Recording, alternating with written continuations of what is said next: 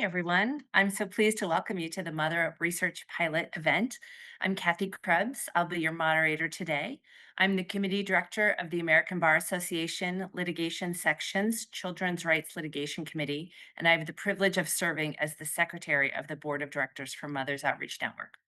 We're going to do a lot in the next hour. We're going to begin with a keynote, followed by welcome remarks from Mothers Outreach Network Executive Director Melody Webb. We will then hear from Jim Greiner, an independent researcher from Access to Justice Lab at Harvard Law School, who will talk about the report from the pilot. And then we will conclude with a short panel conversation. Thank you to those of you who filled out the survey that we sent a few days ago. If you have additional questions during the program, please put those into the chat. We may not be able to get to them all during the discussion, but we are hoping to answer them in follow-up communications with you. I'd like to thank our funders of the pilot project for making this webinar possible. You saw them in the opening slides, and they include the W.K. Kellogg Foundation, the Meyer Foundation, and the Greater Washington Community Foundation. Other program partners we would like to thank include the DC Bar Foundation, the DC Women's Bar Association Foundation, Whitman Walker, and Winston Strawn. Now, I'm really excited to get to our keynote speaker. I'm so honored to introduce Suki Samra. Suki is the Executive Director of Mayors for Guaranteed Income, a network of mayors across the United States who advocate for guaranteed income to ensure that all Americans have an income floor. Suki is a graduate of Stanford University and previously was director of the Stockton Economic Empowerment Demonstration and a policy analyst for former Mayor Michael Tubbs, the founder of Mayors for Guaranteed Income. Suki, I'll turn it over to you. Awesome. Thank you, Kathy. And thank you all for having me here today. And to the folks who joined, thank you for taking a little bit of your time to learn more about guaranteed income. It's a pleasure to be here. I want to start by sharing sort of my own entry and purpose and passion that drives this work. I'm sure, like so many other, I'm brought to this work because of my own mother. My mom was an immigrant from Punjab, India, who came to this country not knowing how to speak English, but had a husband, my dad, who was disabled. And so really quickly had to sort of take the helm of being the sole provider for our family, which included myself and my two sisters. She worked tirelessly. She worked at gas stations. She was cleaning folks' homes. She worked at Subway. And she was working endlessly, both sort of at jobs in the actual workplace and then coming home and doing the very unrecognized labor that mothers do. And just like so many mothers, she carried the weight of making sure that we had what we needed, even when it meant going without it for herself. And I saw the toll that it took on her, the stress that it took on her, from the depression to the high blood pressure, and the ways in which poverty really manifests for low income folks. But watching her do that with grace, determination, and love taught me everything that I know about resilience and the quiet power that women have in holding our families and our communities together. So thank you again for the work that y'all do, focusing on sort of mothers and caretakers. So here, I'm here today to talk about guaranteed income. And again, when I'm not just talking about policy, I'm talking about her and the millions of mothers who are doing everything right. They're working hard, they're making sacrifices, and somehow the math still just doesn't add up.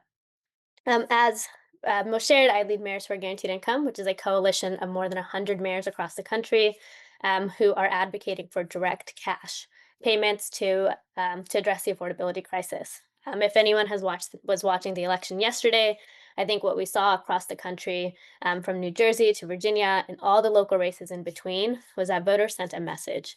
They're tired of struggling to keep up. They're tired of paychecks that don't stretch as far as rent, groceries, and childcare. And the election wasn't just about left or right. It's about whether families can afford to live where they work, if they can afford to raise their children, and if they can care for the people that they love. As one headline put it this morning, it's about affordability, stupid, and that sums it up pretty perfectly. The rising cost of living has been a defining issue of our time, and guaranteed income is one of the solutions that we believe can make life easier for folks. So what exactly is a guaranteed income? A guaranteed income is a monthly unconditional cash payment that is given directly to individuals. There's no strings attached and no work requirements, and it is designed to supplement the existing social safety net and not replace it. A guaranteed income is rooted in the belief that people are the experts of their own lives and that financial stability should not be a privilege. And while this idea has gained a lot of momentum over the past couple of years, it's actually a pretty old idea in and of itself. This concept has deep roots in American history, especially in the American Civil Rights Movement and in the calls for racial justice, from Dr. Martin Luther King advocating for it in his final book, Where Do We Go From Here? Chaos or Community, to the National Welfare Rights Organization and Black women like Joni Tillman calling for it, to the Black Panther Party calling for it as part of their 10-point platform. And in modern day, we've also seen the Alaska Permanent Dividend Fund, which has been providing annual dividends to residents since the 1980s. The modern day movement for guaranteed income, though, began in Stockton, California in 2019, when then Mayor Michael Tubbs launched the nation's very first mayor led guaranteed income pilot. Giving 125 folks $500 per month for 2 years. And what we saw in that very first pilot is what we've seen replicated now hundreds of times over, which is that when you give folks cash, they invest in themselves and their families, and they push ahead. They do not spend the money on drugs and alcohol, as is the stereotype, but rather on things that you and I would spend our money on, just food, it's making sure the lights are on. It's investing in their children through after school activities, enrichment activities. We've collectively proven from Stockton, we launched Mayors for Guaranteed Income, which, as I said, now spans over 100 cities. We've also launched counties for guaranteed income, as well as legislators for guaranteed income. So, altogether, our coalition has about 225 elected officials. And we've collectively proven that guaranteed income works, that when we trust people, they make good choices. And that's why guaranteed income isn't just an economic idea, it's a moral one. I'm really grateful for the leadership, Melody, as well as everyone else on this call, for making guaranteed income happen for the folks in DC. And with that, I think I'll turn it over back to you. Thank you, Suki. What an honor to have you here with us. Very grateful for you for being here. Okay. Next, I'm going to introduce Melody Webb. Melody is the executive director and founder of Mothers Outreach Network. She is a career long public interest lawyer, a graduate of Harvard University and Harvard Law School. Melody has focused on legislative and policy advocacy in such positions as systemic reform attorney at the Washington Legal Clinic for the Homeless, as legislative counsel for U.S. Senator Robert Casey, and as associate general counsel for Service Employees International Union. She's also founder of the DC Guaranteed Income Coalition. Melody, I'll turn it over to you. Thank you, Kathy, and thank you, Suki, for your inspiring words. I am honored, humbled, and excited to be here today with such a distinguished keynote speaker, panel, and moderator on the occasion of debuting a report on the MotherUp Guaranteed Income Research Pilot. I'm filled with hope that the encouraging results from the report, which were conducted by independent researchers at the Access to Justice at Harvard Law School, will help drive deep transformations in policy locally and across the country. I am excited that some of you have joined us today to learn how to replicate and carry the lessons forward. We urge you to read the report and share it with others.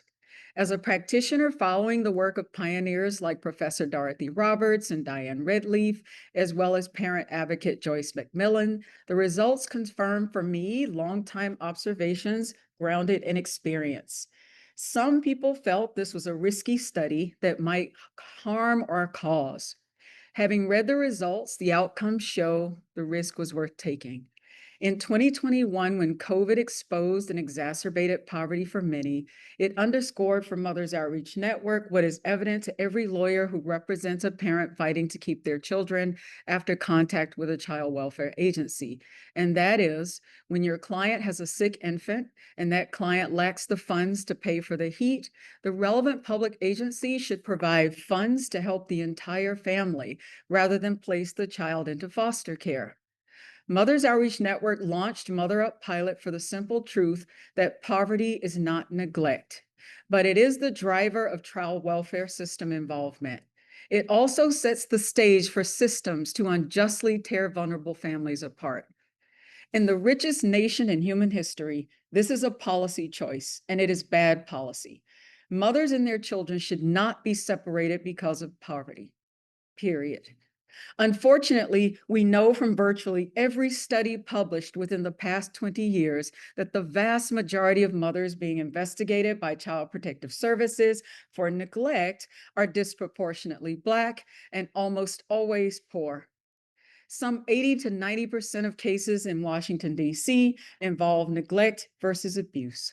More than 80% of the children in the system are Black, though they comprise just under 50% of the children in the city. Mother's Outreach Network is dedicated to reversing this historic and shameful trend by helping these mothers organize, build community, raise their voices, and effectively challenge a child welfare system that is racist and authoritarian. The goal is to establish systems and programs that are compassionate, supportive, and humane. MON's strategy combines policy research and advocacy with civic education and direct legal services. This complex approach for change brings together all the key players, those most affected, and professionals familiar with the law to build a fact-based, well-informed strategy for success. Now, because our MOD team doesn't perform its work alone, I want to pause and thank all who made this pilot possible, and I will mention a few by name. We are so grateful. Our pro bono attorney partners who donate hours of their time, contributing her expertise to our community advisory board very early was Angela Burton, a national attorney leader from New York. Murray Shield, based here in Washington, D.C., who provides pro bono public benefits counseling to our pilot participants, and David Fisher, who advises our pilot participants on low-income tax credits. I want to thank the moms in our pilot program advisory board, Linda Brown, Doreen Woodard, and Aquia Danqua. And last but not least, I want to acknowledge the pilot's entire research team, particularly Alina Essenu, Miguel Von Fedak, Mandy Mobley Lee, Renee Dancer, and Dr. Jim Greiner. Please join me in thanking them. Now, why should anyone expend time on efforts to advance guaranteed income? You've heard the strong case from Suki. Is it still relevant? Yes. As healthcare costs rise and endanger the most impoverished, and as the future of SNAP hangs in the balance, this anti-poverty work is more crucial than ever. Advocating for guaranteed income programs and policies is a moral imperative that we dare to believe and we dare to dream for mothers, for families, and for all vulnerable communities of Washington, D.C. Thousands of advocates and impacted people pushing for guaranteed income across the country believe the same. Along with housing, guaranteed income is a key pillar of a society that we want to build, one that prioritizes people over profits. And rather than saddling mothers with policies saturated in harmful and false tropes, rather than conflating their poverty with neglect when they already live at the sharpest intersections of poverty and race, we should lift up and further support these moms and their families. This is what we seek to do through our pilot to add to the relevant data around these issues, particularly linking poverty to involvement with the child welfare system. With the expertise of independent researchers at Harvard Law School's Access to Justice Lab, the MotherUp pilot project is documenting the impact on the lives of a mother and her children living in abject poverty when given a monthly no strings attached payment of $500 over a 1 or 3 year period. Why do this work with moms involved with the child welfare system? According to some, they're quite undeserving. Well, the MotherUp pilot project is designed to capture the interplay between social behaviors and economic activities to improve the financial well-being of the families that we meet who are in the program and are in crisis, and to inform public policies for child wellness systems, true child wellness systems. By analyzing trends, patterns, and causal relationships, Mother's Outreach Network believes that the MotherUp project will generate evidence-based insights that can shape public policies and systems and empower communities with supportive and humanitarian results. I believe our pilot report will do that. Two key highlights about our pilot. The goal of the pilot project is to help guide the efficacy of government-funded programs that are intended to impact child welfare, and to guide strong policies by stressing humane and effective support. Humane and effective support for overcoming the stress of inadequate food, housing, health, and child care. Our pilot program receives no government funding, nor design, nor administrative input by government agency. And why is that? Well, our goal is to test the impact of programs in a setting that is liberatory, absent surveillance, and with no strings attached. Our goal is for the results to be applied to public policy, however. Those results captured in our report are now available, and you'll soon hear about those. I believe it is important for you and others who can impact public policy to read those results. The report is now available on the Mothers Outreach Network website, and we hope that you will read it, and we hope that you will share it with others. And now I am excited to introduce the lead researcher of our evaluation. A fun fact about him is that I was introduced to Dr. Jim Greiner not by any colleagues, but by my son Philip, to whom I am grateful, who is himself an aspiring researcher and is now one of the professor's students. About Jim. Jim Greiner is the Honorable S. William Green Professor of Public Law. He teaches courses on civil procedure, expert witnesses, and access to justice. Before coming to the law school in 2007, Jim completed his PhD in statistics at Harvard University. Prior to this, Jim practiced law for 6 years, 3 for the Department of Justice in the Federal Programs Branch, and 3 for Jenner and Block, LLC. He tried to focus his practice on employment discrimination, voting rights, and the decennial census, but alas, he also had to learn how airplanes get on and off aircraft carriers in the A-12 litigation, as well as how to deal with structural injunctions in long-running housing desegregation cases. Jim's research focuses on the Access to Justice Lab, where he serves as faculty director. The Access to Justice Lab implements randomized field experiments to find out what works for individuals and families who cannot afford to hire lawyers. The Access to Justice Lab is the only entity in the United States that focuses on randomized controlled trials in the legal profession. Professor Jim. Thank you so much, Melody, and thank you so much, distinguished panelists, and everyone for attending. There are 3 things that I'd like to go over during the time that I have with you. First of all, what is it that made this research program worth studying? The second is, what did we do? And the third is, what did we find? And all of these, each of these 3 things is detailed in our report, to which I direct the audience. So first, what made this research program worth doing? For us, it was an opportunity to study a type of intervention in the child welfare system that was, to our knowledge, unique. Mothers Outreach Network's MotherUp program is, to my knowledge, the only privately funded and privately administered effort that is targeted to a particular population, in this case, a population of parents who are involved with the child welfare system or who are in danger of becoming involved with the child welfare system. And so the model here behind the MotherUp program and Mothers Outreach Network's interventions is to shrink the CPS system, not to expand it. There may be reasons to do one or the other. If you expand it and it's being transformed, perhaps that can be helpful.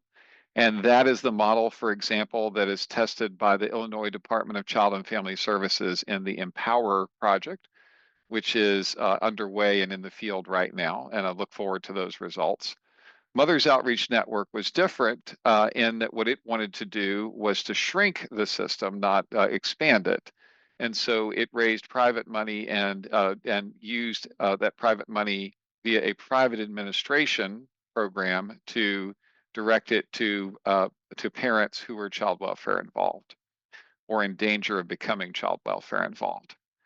So what did we do? What did the Access to Justice Lab do? Well, we did in this program what we do generally, which is to study and report what we see. And one of the things I am most proud of at the Access to Justice Lab is that we try to be as absolutely neutral as we can.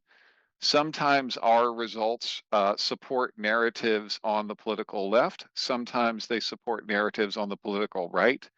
We simply report the evidence that we see. And that's what we did here. Specifically, MON's funds were sufficient to allow 19 or 20, it turned out to be 19 participants, to enroll in a pre-pilot for a randomized study. So the number 19 is important just because the results of this, of our effort here, are not fully scientific in the sense that the number of participants was not large enough to allow us to draw rigorous and completely credible empirical results vis-a-vis quantitative measurements. We did, however, see some startling qualitative evidence, which I'll relate to you, of the potential impact of funds in or lack of funds in leading to child welfare system involvement and potentially in remediating the circumstances that led to child welfare system involvement.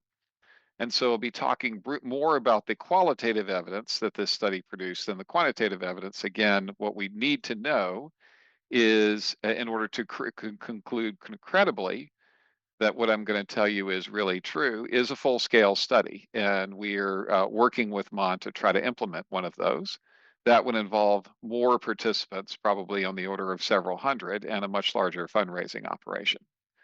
But again, returning to this model of private funding and privately administered funding in order to address feelings of suspicion or alienation or subordination or monitoring that might come from child welfare system involvement the way it is currently constituted. What we did was we enrolled participants and informed everyone, that all of the participants, that they would have the opportunity to earn a couple $100 responding to surveys and participating in interviews. And we conducted 4 surveys and 4 interviews over a relatively short period of time, because again, this was a pre-pilot. It was not designed to be a fully rigorous study. And we then randomized them so that half received unconditional $500 a month payments over the course of a year, and half did not. And then again, we interviewed and we administered surveys. The report details the results of the surveys more to illustrate the types of analyses that a full-scale report could result in than to do rigorous comparisons. Again, the population size of this of this study, was too small to draw rigorous quantitative results. But the qualitative interviews were rich and comprehensive. For those of folks like me who like to nerd out on how we do methodology, we asked questions that were the same for all participants and the same across time, so in each interview, so that we could try to see whether there were results that changed over time, as well as results that differed from folks who were receiving the guaranteed income versus folks who were not.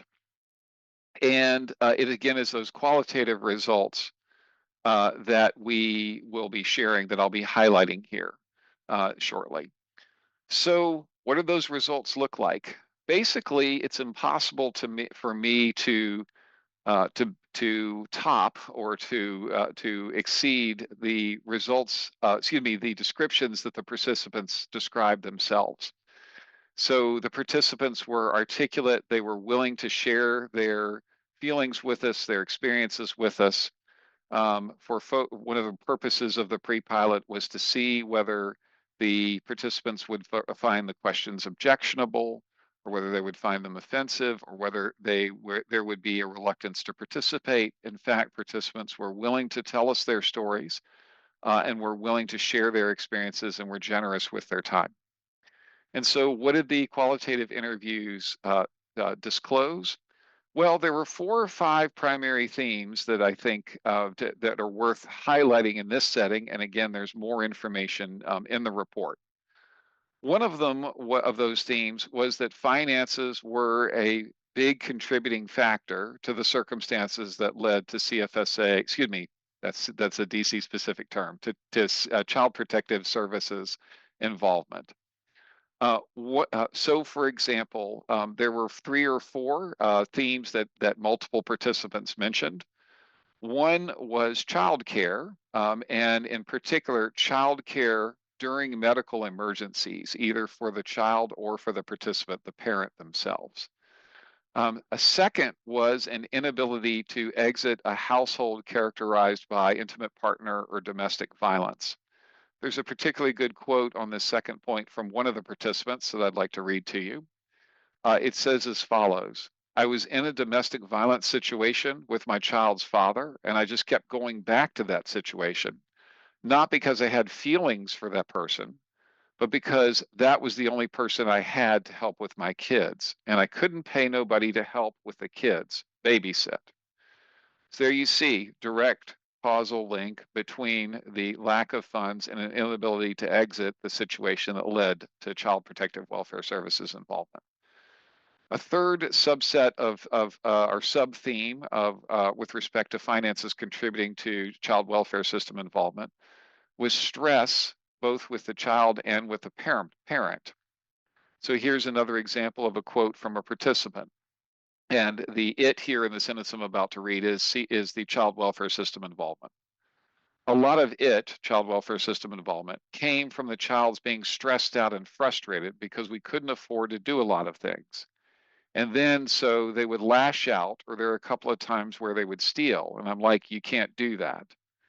So here you see something that the behavioral economists have been talking about for decades.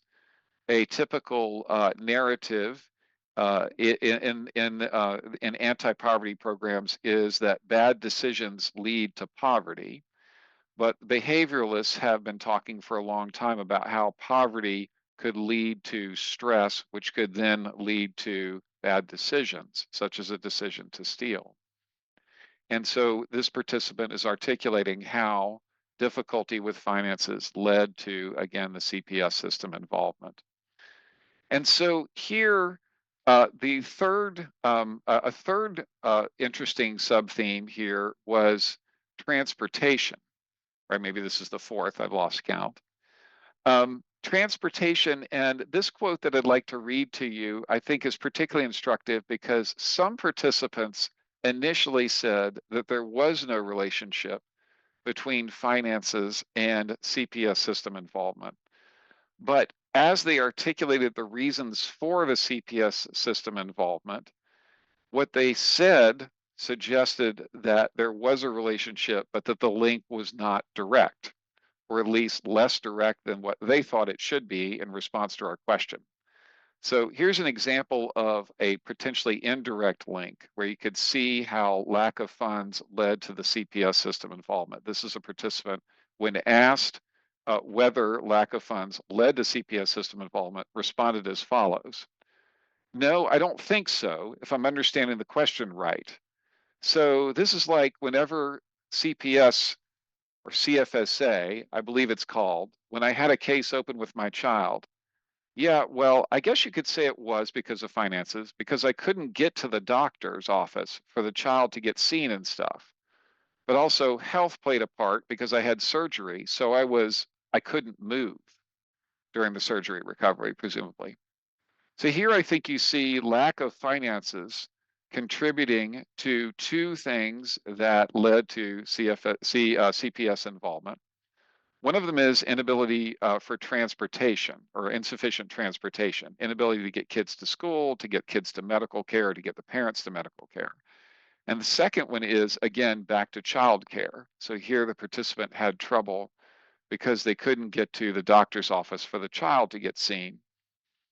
And so it was a transportation problem, but it was also a child care problem because the participant had to recover from surgery and was unable to provide fully functional child care.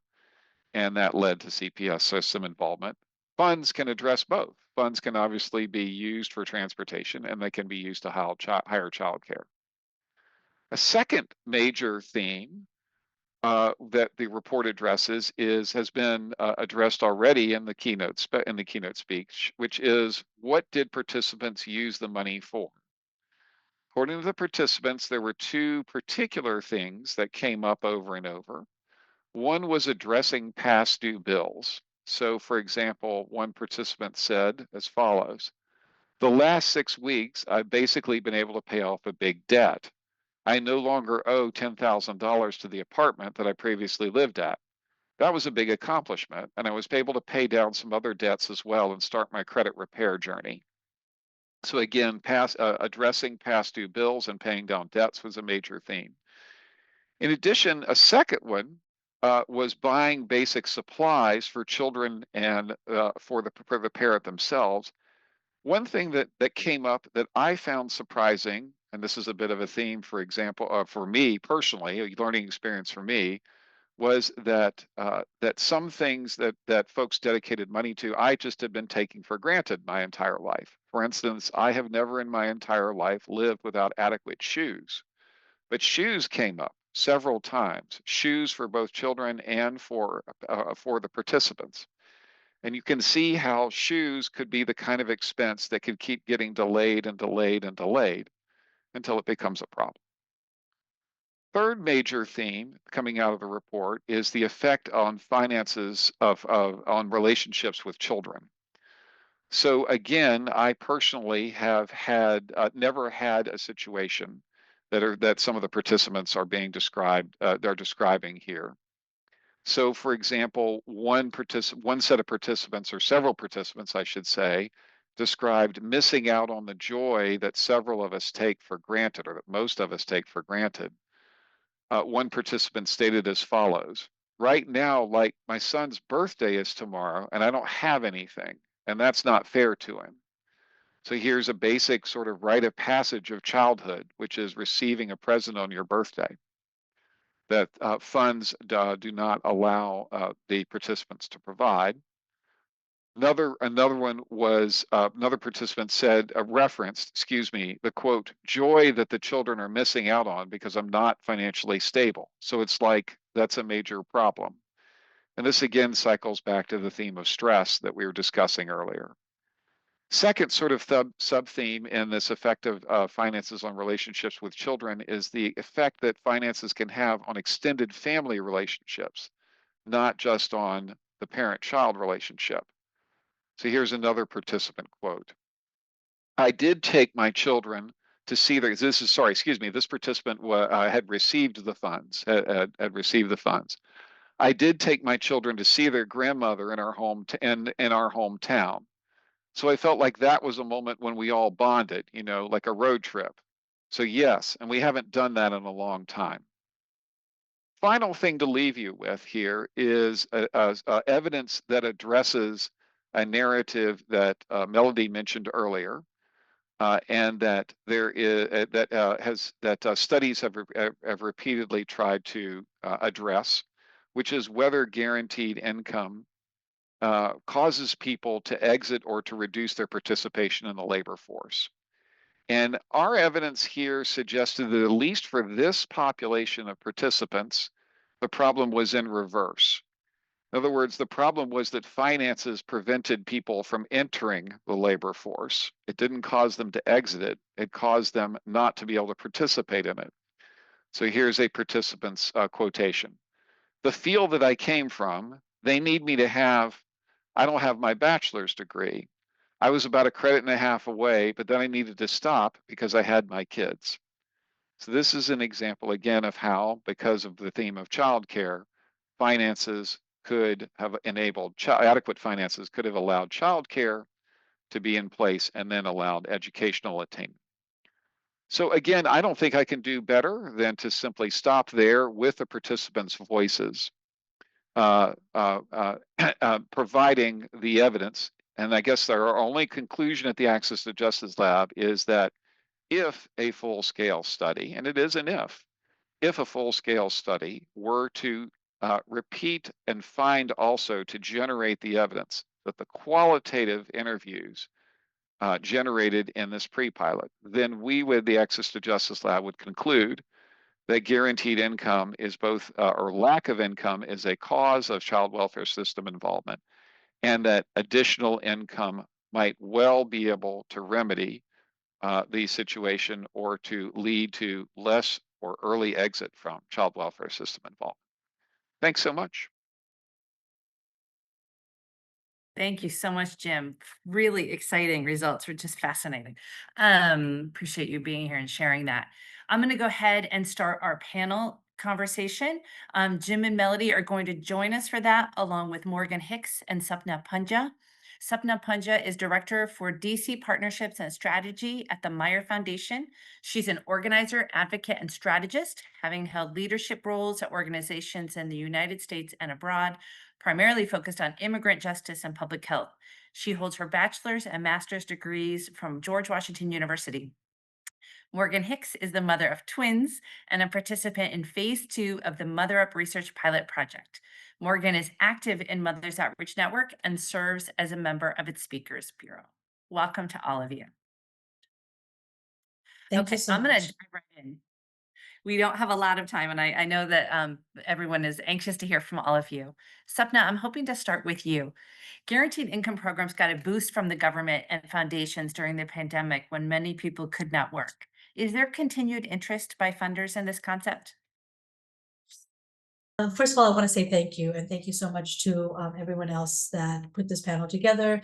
This is a topic that I personally am very interested in, and you mentioned my backgrounds of immigrant health and racial justice, and actually this issue of guaranteed income really does live at the intersections of so many different things. And that is why I would say, first of all, to answer your question, yes, I do think funders are interested. I will be honest that maybe my bias is that the Meyer Foundation, as well as our partners here in the region, are funders that put themselves in the place of funding progressive issues, funding racial justice, for example, funding anti-poverty measures. And so, yes, if I'm speaking from the bubble within which I like to surround myself in, and the funders that I think Meyer Foundation also partners with, there is increased talk about how to support programs such as Mothers Outreach Network's pilot program, which we have been proud to support from the beginning, and will continue to support such research and also continued programs like this that are supporting the families that really need it. So I would say that the interest, where does it come from? I mean, as I mentioned, this is, and as the speakers before me have also talked about, guaranteed income is an issue of racial justice. And that is one of the reasons why funders like Meyer and others that are interested in racial justice would be interested in continuing to support guaranteed income pilots, right? The research that Jim shared and the research overwhelmingly shows the tremendous impact that poverty has on Black and Brown families in particular. And if we're talking about the district and the DMV, then all the more so. So therefore, funding guaranteed income pilot programs is an anti-racist measure. It's an anti-racist act. And those of us funders like Meyer and others that are interested in being anti-racist would want to support guaranteed income. It's also an anti-poverty measure. And so again, any funder, any foundation, any grant maker, or anyone who wants to invest in a program that would help to alleviate poverty should be interested in guaranteed income pilots.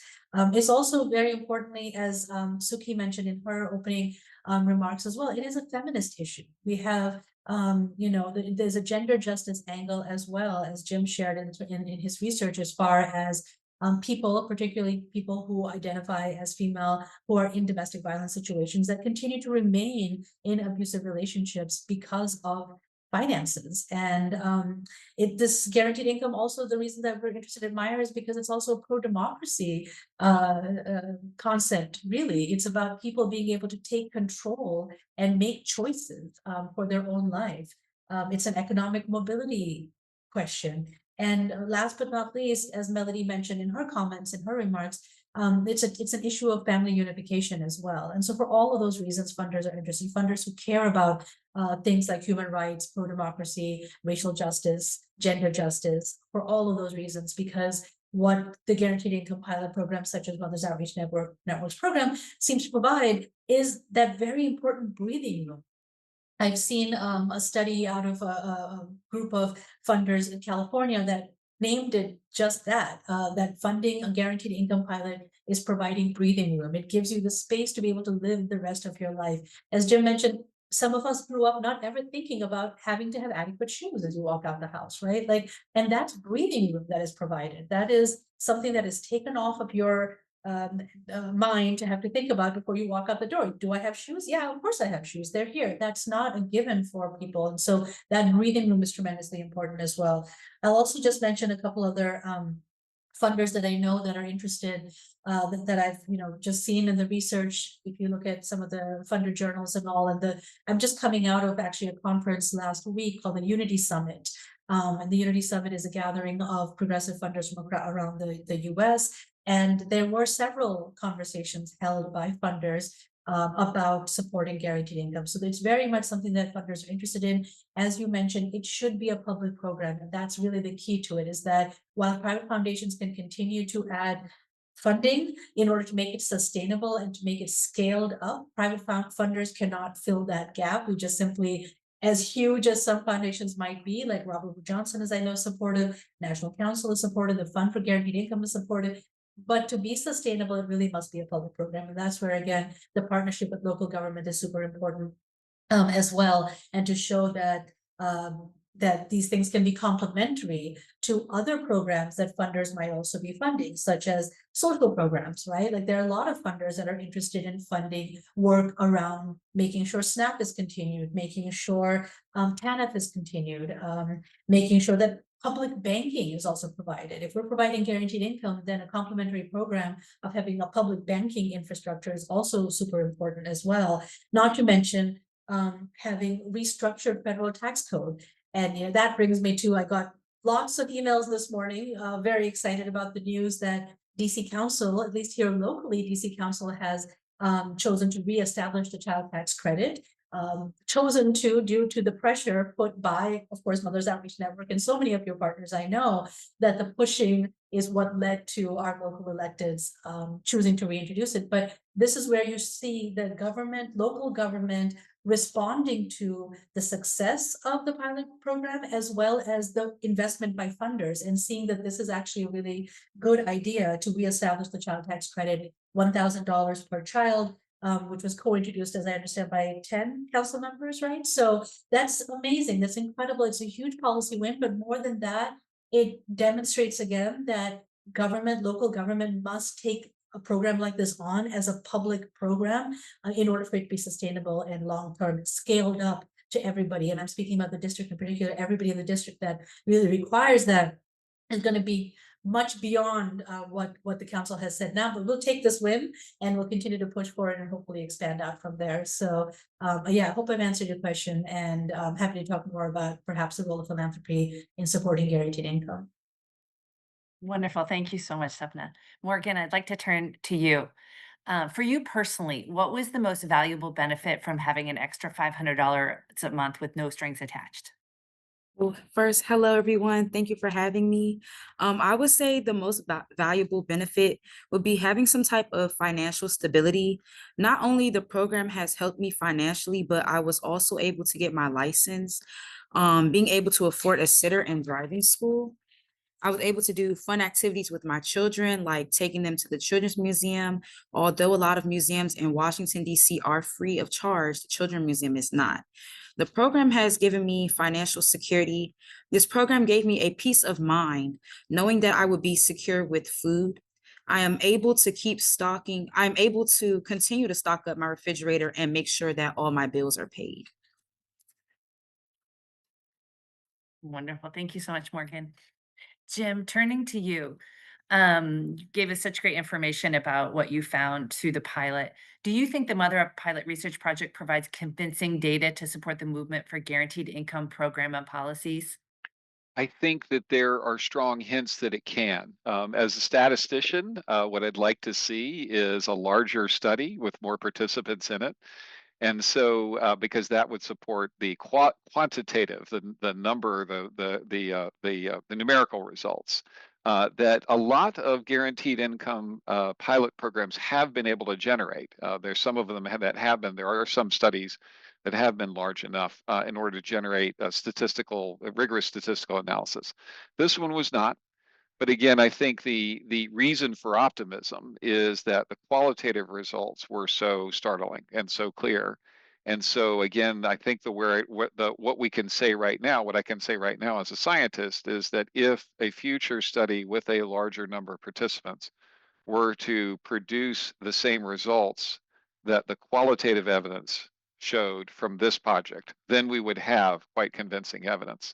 And again, this is something that people in the field of guaranteed income are moving to a little bit more and more, is figuring out not just what guaranteed income does for everyone, but what it does for certain subclasses of the population. So here again, it was child protective welfare involved parents or system involved parents, and then how can it be best delivered? As Sapna has just mentioned, it would be difficult for private philanthropists to create a sustained program over years and decades. So it may be that the governments have a role in providing the money, but then the question is who should administer it? There are a lot of funding type programs where the government provides the funds, but the private sector does the administration. And so maybe that's a model to explore as well. Thank you so much, Jim. Melody, have you seen the development of more confidence and sense of purpose in the mothers involved in the pilot project? Sure. Now, of course, many of the moms are incredibly confident already. But, as what really makes sense is that if we addressed basic needs, which the pilot was able to do, and the moms, as Morgan has mentioned, were able to put food on the table, and Jim mentioned the putting shoes on their children's feet, not having to choose between children in doing that. And children outgrow their clothes and their shoes so quickly. If we do that for moms, what we see is that then they can relax. And Sapna mentioned they can breathe and they can rest and dream and build. So the moms in our program did just that. The moms in the guaranteed income pilot, not each and every one, but many of them have become involved in our organizing work. And they go on to join the Speakers Bureau, which Miss Morgan here has done.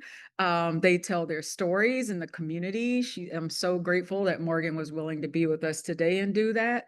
And they collect signatures. They are canvassers. They rally for changes in the law. And we are so excited about the reestablishment of the child tax credit, which we unfortunately had to fight for twice. And those moms are the faces. They are the ones who are doing this work, who can speak so effectively about the impact, the positive impact of providing extra cash to families with no strings attached.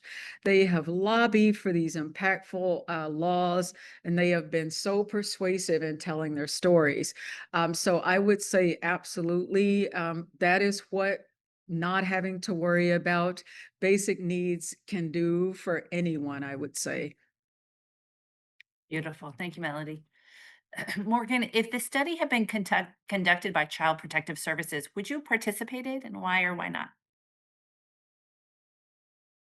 I feel as though I would be a little bit hesitant because in most cases, when CPS comes to your door for anything, they come off more aggressive than helpful. So I feel like with that aggression, that would startle people, especially me, and make me a little bit panicky because it would make me feel like, oh, well, is there something up their sleeve, or are they going to try to use me not having all my finances? Are they going to use that against me? So it would just be things like that that would make me a little hesitant to even want to do any type of work like that with them, or to tell them anything personal about my financial needs. Thank you so much, Morgan. Sapna, the Mon pilot project, as we've been talking about, it has no strings attached. Do funders see a need for conditions like either services or financial literacy to receive guaranteed income? Guaranteed income. Again, I can speak for funders like Meyer and others that are interested in supporting the program because of the breathing room and the independence and the mobility that this program provides. And that would not be possible if there were strings attached. So I would say that no, we would not, Meyer would not require such strings attached. I think that, I spoke earlier very briefly about restructuring the federal tax code. And I think what's behind that is a larger issue, that we have such scrutiny when it comes to poor people, low income communities, around where money is spent, how money is spent, what sectors that people work in, what they do with their money. There was I remember a news report on Fox like years ago that still stings me, where it was about, it was at the fish market in DC down in Southwest, and how the Fox News reporter was outraged that people are using their SNAP benefits to purchase seafood, And she expected everybody else to be just as outraged. I'm like, but if you can spend your money that you got at this fish market to get seafood, why can't anyone else, right? We have such scrutiny when it comes to low-income communities of color around behavior, in particular with regards to financial behavior. And that's not the same scrutiny that we provide to those at the higher end of the tax code, right? The higher end of the tax code gets breaks and gets benefits all the time without question and without scrutiny and without double checking where the money is spent and was it spent properly or not properly, or those kinds of things. And so I do think that funders, again, that really see guaranteed income, as Meyer does, as an issue of racial justice and as an issue of economic mobility and economic justice, would not want to have any strings attached. This is income to kind of offset and to correct the wrongs of a system that has for so long put communities that are recipients of the pilot program on the back foot. And so this is a small attempt to sort of, I also see it as correcting some of what a broken system has created. So thank you so much. Jim, you talked a little bit about this, but I want to ask this question explicitly. Has the pilot project shown any positive impact on keeping children out of foster care and in their homes? Thus far, we can't tell, and the reason is because this pre-pilot had to be constrained in terms of the time and how long we were able to follow or spend with participants.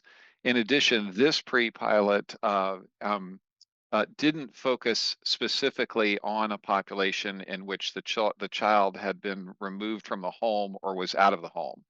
To the contrary, for this particular pre-pilot, the children were in the home. And so the CPS agency finding had been that whatever the situation CPS found, it could be remedied without removing the child from the home or from without foster care placement. That said, Mon has been generous enough to ask the Access to Justice Lab to do a second study, and that we're calling the phase 3 pre-pilot because there was an earlier phase 1.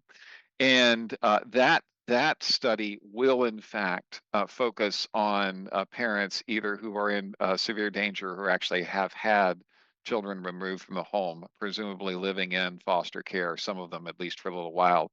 And so it may be that in 4 or 5 years, because that study also features a longer follow-up period, which would then be able to allow us to address your question, Kathy, that we'd be able to come back with results on that question. Awesome. So stay tuned. Thank you, Jim.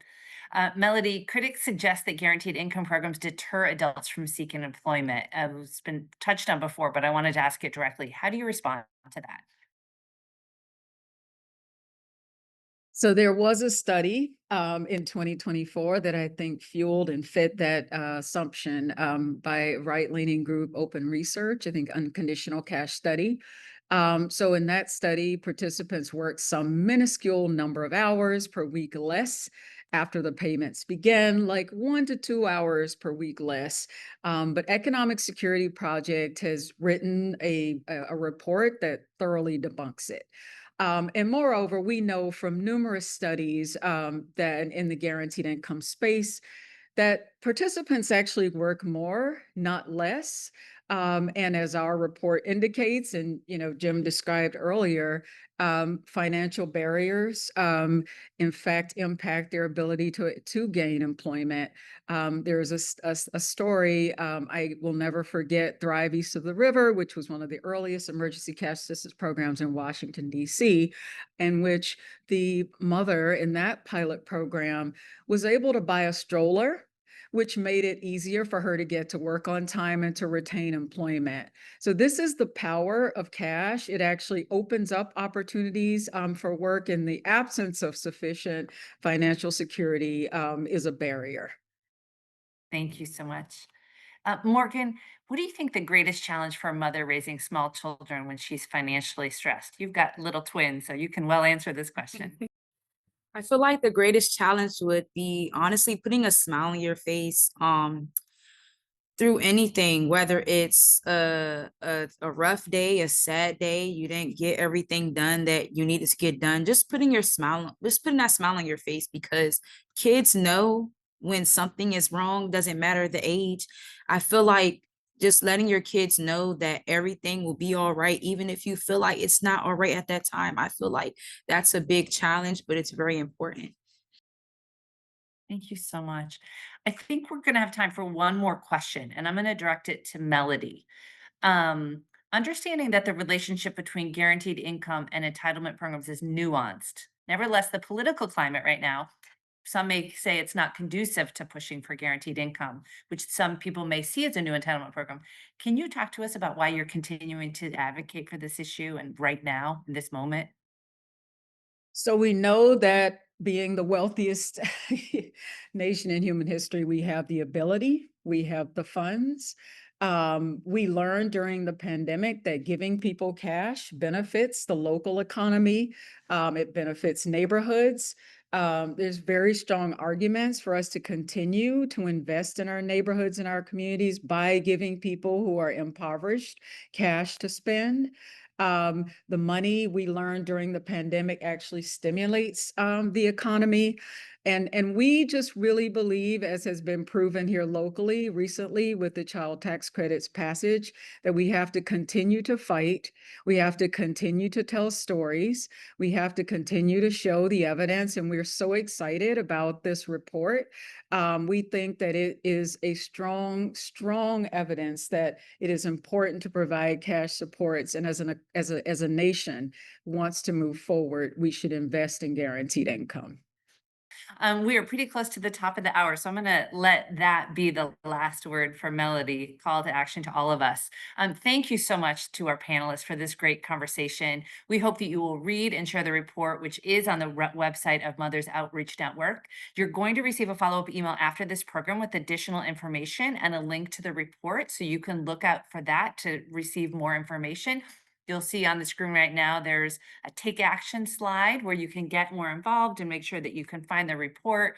And thank you so much to everybody who's joined us to learn today in the audience. And thank you, of course, to all of our speakers and our sponsors. Everybody have a great day. Thanks so much.